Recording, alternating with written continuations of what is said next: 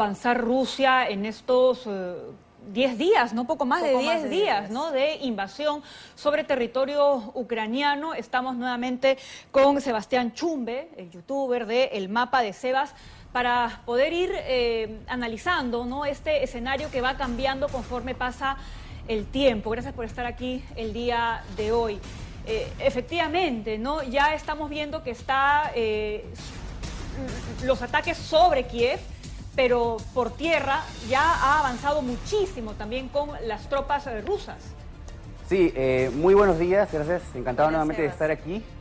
Aquí tenemos el mapa de los avances de Rusia en Ucrania. Como podemos ver, aquí en rojo ya son los territorios que han sido ocupados efectivamente por las tropas rusas, y las flechas indican las direcciones hacia donde están avanzando las tropas.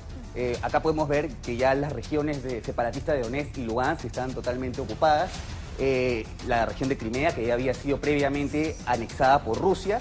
Y aquí, justo como veíamos en los informes anteriores, el objetivo de Rusia es, por ahora, atacar a las ciudades principales. Por eso Kiev fue uno de los principales blancos y que está resistiendo ferozmente. Luego ya han capturado la ciudad de Jersón. La ciudad de Kharkov, que es la segunda ciudad más poblada de Ucrania, también está aún resistiendo. Y la ciudad del puerto de Mariupol, ¿no?, que es de suma importancia estratégica para la conexión de las fuerzas de Crimea con las fuerzas separatistas. Ahora, sí, ahí quisiéramos detenernos porque, claro, la semana pasada nosotros hablábamos lo que tú bien señalas, ¿no?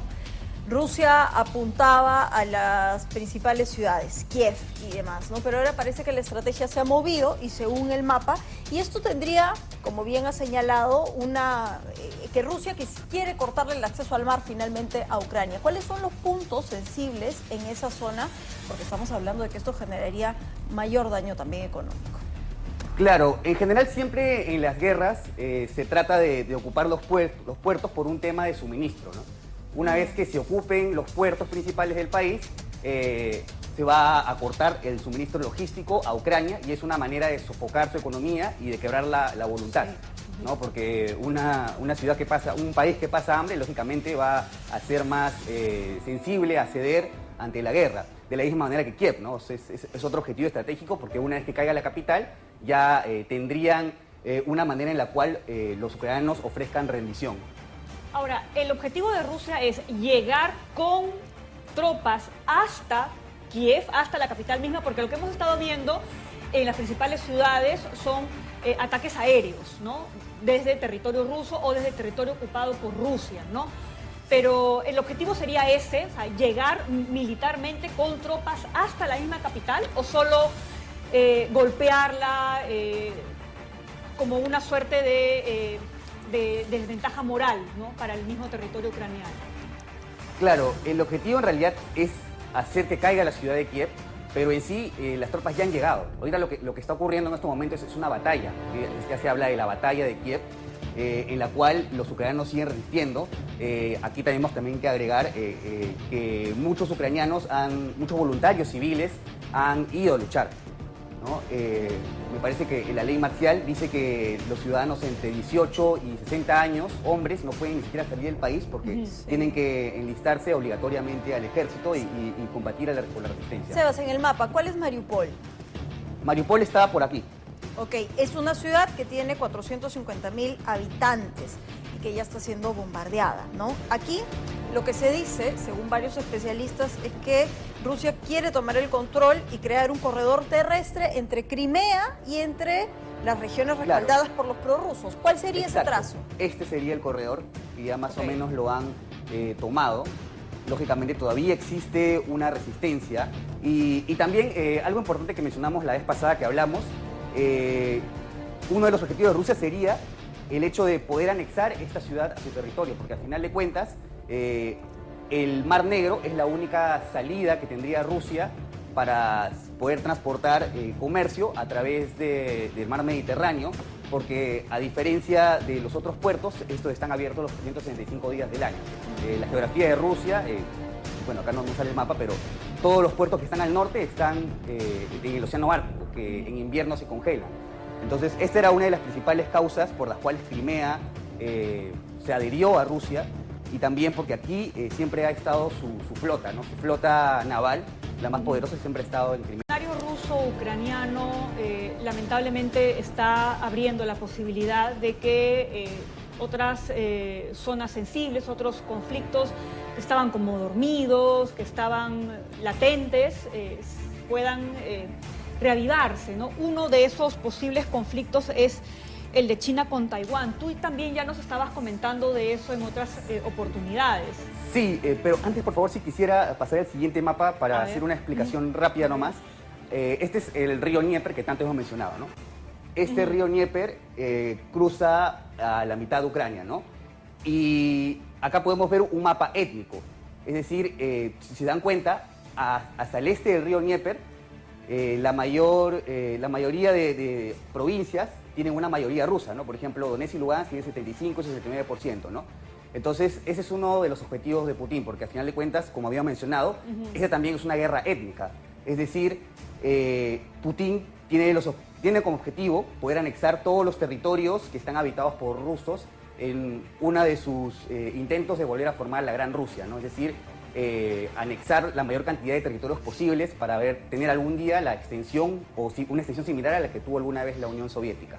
Claro, ahora, ahí el tema también tiene que ver con el reconocimiento de la soberanía de los territorios, ¿no? Porque Rusia lo que decía era: estamos protegiendo a esta población que quiere ser independiente, pero Rusia, Putin no quiere que sean independientes, finalmente quieren que sea parte de Rusia. Exacto, pero también hay que tomar en consideración que estas zonas prorrusas sí hay una alta aceptación de ser anexados a Rusia. Este sería un primer paso, ¿no? El reconocimiento de estos países como independientes para después ser anexados a Rusia. Ahora sí, pasamos al siguiente mapa para poder hablar un poco de lo que bien adelantaba Pamela, que tú aquí también nos habías dicho. Ojo, porque la situación que hoy estamos viendo, esta invasión rusa a Ucrania, puede despertar a otros conflictos que geopolíticamente existen, pero que ahora han estado en stand-by. Claro, aquí justo estábamos hablando del tema de Taiwán, que a mí siempre me gusta explicar un poco de contexto histórico. La isla de Taiwán está aquí, ¿no? Y bueno, como todos sabemos, ahorita existe un conflicto geopolítico con China, pero como dato curioso, esto no tiene mucho que ver con el conflicto, pero me gustaría mencionarlo. Desde la isla de Taiwán salen todas las migraciones hacia los pueblos del sudeste asiático, Oceanía y hasta Madagascar. Pero a ver si pasamos al siguiente mapa. A ver. Y no ha sido anexada por China hasta el siglo XVII. Acá ya nos encontramos cuando la dinastía Qing, que es la dinastía previa antes de la República de China que conocemos, había ya anexado a Taiwán. Pero, a ver si pasamos al siguiente mapa, es anexada por Japón hacia el siglo XIX. Acá podemos ver que ha sido también parte del imperio de Japón y que Japón incluso llegó a ocupar parte de China. Pero como todos sabemos, Japón fue derrotado en la Segunda Guerra Mundial. Y después de la Segunda Guerra Mundial, a ver si pasamos al siguiente mapa. China vuelve a tener el control sobre Taiwán. Y aquí hay algo que tenemos que tener en consideración, que en China, ya en el contexto de la Guerra Fría, existió un conflicto, una guerra civil entre dos facciones muy importantes, que fueron el Partido Comunista Chino, del cual lideraba Mao Zedong, y el Partido Nacionalista, el Kuomintang, que era liderado por Chiang Kai-shek.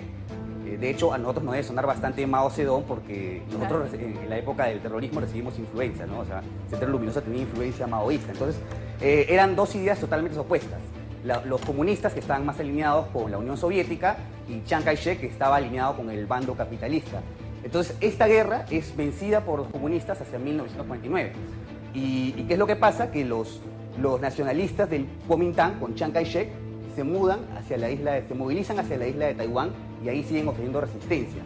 Y el Partido Comunista Chino termina de anexar todo este territorio, el de China, y aquí ocurre algo curioso, ¿no? Porque Taiwán actualmente, su nombre oficial es el de República de China, y el de China con capital en Pekín es el de República Popular de China. Es decir, ambos países se autoproclaman como la verdadera China. O sea, no es, pero lógicamente, a ver si pasamos al siguiente mapa, China la reconoce como una provincia rebelde. O sea, según Beijing, Taiwán es una provincia rebelde, y según Taipei, es un país independiente que de hecho reclama todo este territorio y dice que el gobierno de Beijing es un gobierno ilegítimo porque... Y no solo es un territorio independiente, y aquí me quisiera detener porque de repente ustedes cuando siguen eventos deportivos, por ejemplo, ¿no? Sí. Ven que China Taipei envía una delegación, es decir, hay organizaciones privadas, en este caso, ¿no?, como las diferentes federaciones deportivas que reconocen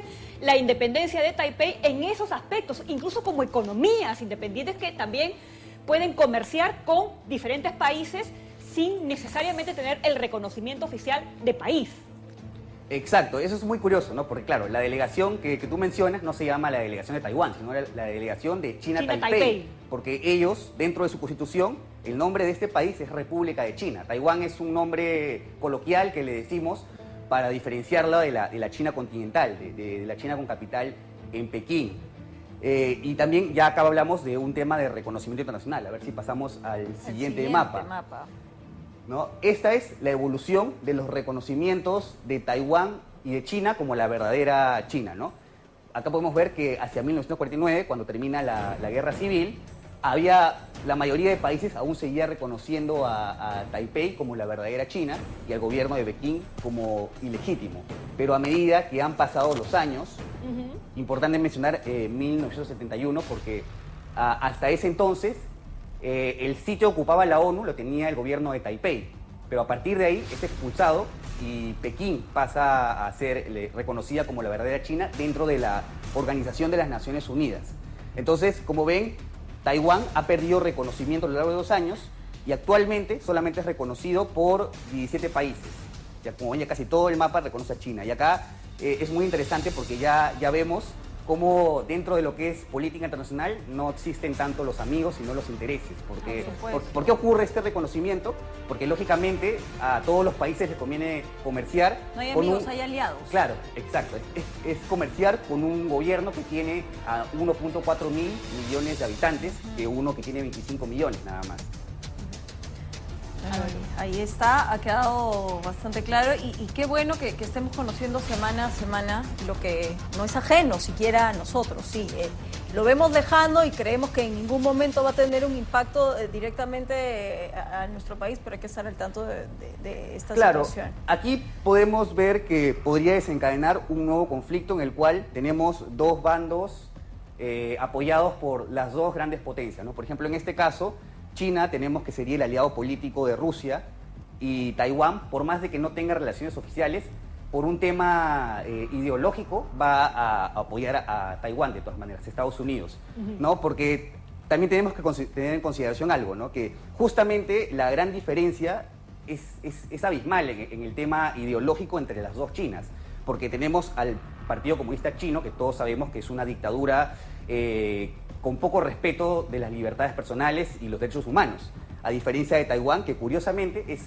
por ejemplo, el único país de Asia que aprueba el matrimonio igualitario y creo que es una manera de demostrar, por si acaso, nosotros somos parte de una ideología más apegada hacia Occidente, hacia la búsqueda de las libertades civiles. Y entre estas dos naciones existen relaciones internas a nivel social, familiar, como en algún momento los hubo y los hay todavía, y tú también lo has explicado, entre rusos y ucranianos, ¿no? O sea, han compartido o comparten de repente misma historia, misma cultura, familias que, por ejemplo, se han separado y hoy unos viven en un lado y en el otro del océano. Claro, como mencionamos hace un rato, Taiwán históricamente ha sido una provincia de China, pero que después de la guerra civil, todos los nacionalistas, los miembros del partido Kuomintang, se tuvieron que huir a Taiwán y establecer un propio gobierno ajeno a China, pero en sí comparten el mismo idioma, la historia la comparten desde el siglo XVIII, como digamos, desde el siglo, XVII, como digamos hace un rato, ¿no? Cuando es anexada por la China imperial, la dinastía Qing, porque hasta antes de eso había sido un territorio habitado por pueblos indígenas, que todavía de hecho, pero claro, ahora ya mayoritariamente está poblado por chinos étnicos, ¿no? Chinos que hablan, el idioma de ellos es más el cantonés, similar al que se habla en la región de Cantón, que está acá en China. Bien, Sebas, como siempre, agradecerte por traernos toda la información que necesitamos para seguir conociendo el mundo a través de la geopolítica. Seguramente nos vemos en los próximos días para seguir analizando lo que ocurre en Rusia con esta invasión que lamentablemente está dejando imágenes desgarradoras para el mundo. Gracias a Sebastián. ¿Algo que quieras decir adicional? Nada, muchísimas gracias. Yo encantado de estar aquí. Saben que hay muchísimos conflictos pendientes por explicar. Sí. Y nada más decirle a la audiencia que están todos invitados a seguirme en mis redes sociales. Estoy en Instagram como Sebas el del Mapa y en YouTube como el Mapa de Sebas, sacando videos interdiarios de política, geografía, ¿no? y siempre dispuesto a colaborar con la educación. Y eso quería preguntarte, porque en los últimos días he visto cómo interactúas con tus seguidores y han surgido varias preguntas, ¿no? Y lo has puesto bastante bien en contexto. Sí, me gusta bastante interactuar con la audiencia, responder las preguntas. Hemos respondido bastantes dudas acerca de la guerra entre Rusia y Ucrania y toda la semana estoy haciendo cualquier tipo de dudas en historia o geopolítica. Bien, agradecerte y sería bueno que en algún momento las dudas de tus seguidores también las podamos resolver aquí en Buenos Días Perú. Ponemos las preguntas con el usuario, ¿no? Claro. Del seguidor para que también... Por supuesto, así nos ayudas a jalar un poquito cuáles son las dudas finalmente de quienes puedan también seguir Buenos Días Perú. Gracias a Sebastián. Sebas, el del Mapa en redes sociales, para que usted siga entendiendo lo que ocurre en el mundo. A esta hora de la mañana